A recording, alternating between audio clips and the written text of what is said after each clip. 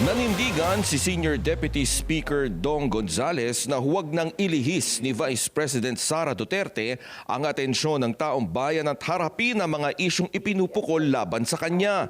Sa isang pahayag, iginiit ni Gonzales na deserve ng mga Pilipino ang malinaw na sagot lalo't pondo ng taong bayan ang nakasalalay dito.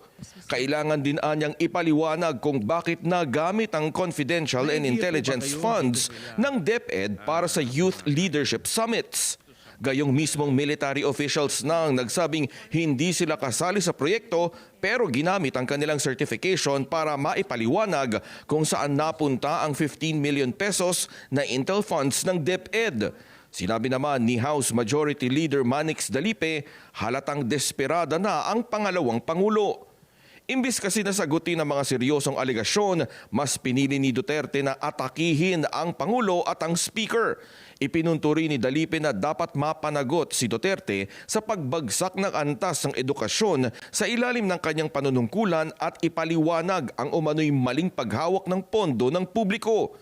Buwelta naman ng House Committee on Good Government and Public Accountability Chairman, Representative Joel Chua, hayaan silang gawin ang kanilang trabaho na busisiin kung paano nagastos ang pera ng taong bayan.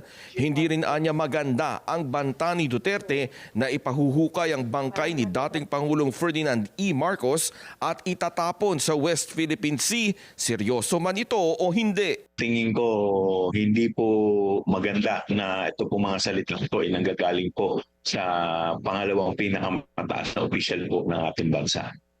Nagtataka naman si Quadcom Overall Chairman Representative Robert Ace Barbers kung saan nakuha ni Duterte na siya ang tinutumbok sa House Quadcom investigations. Wala, kasi hindi naman pasok sa tinatalakay ng Quadcom sa ngayon. Hindi yan pasok sa mga subject matter na tinatalakay na itong apat na kumiting ito. Sa pahayag din ni Gabriela Party List Representative Arlene Brosas, maliwanag na desperadong paraan ito ng pangalawang Pangulo para iligtas ang sarili. Kaya paalala niya, hindi ito episode ng MMK, sabay hirit ng transparency at accountability. Sa kabila ng kontrobersyal na pahayag ng pangalawang Pangulo, hindi natinag ang mga kongresista at tuloy ang investigasyon ng Quadcom at ng House Committee on Good Government sa mga darating na linggo. Para sa Agenda, Zandro Ochona, BNC.